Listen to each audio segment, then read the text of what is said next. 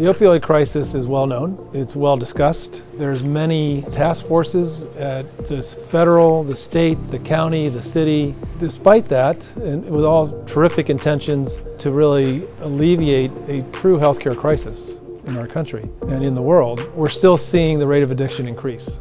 And sadly, in the rate of overdose deaths as well. The opioid epidemic has been a pervasive public health issue for over 10 years. It affects all people. It's such a multidimensional and complex problem.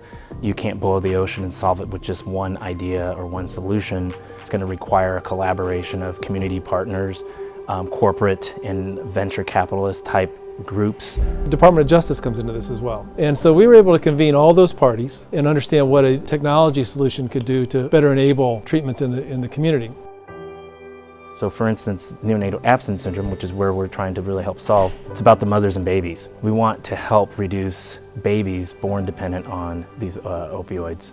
So a mom who has substance use disorder while pregnant, the baby is getting the opioid themselves, but when they're delivered, they come out with a constellation of very complex problems, which include autonomic instability, physiologic changes. They have a lot of specific needs. These babies often have to go to an ICU, and that ICU care can cost between $95,000 and $200,000. Until you help solve and reduce the moms delivering these babies, until you solve and getting to the moms and getting them on MAT or some sort of long-term therapy, you're not going to really have an impact on reducing neonatal abstinence syndrome. So our goal is to use analytics and understand where these moms are in the community. But to truly look at, how you can use data to really bring transformational services to communities. But something as simple as giving people a ride to their treatment can have enormous impact on the cost of healthcare. We have access to the claims data on 170 million Americans every quarter. Also script data, census data, criminal justice data can be ingested and linked to local data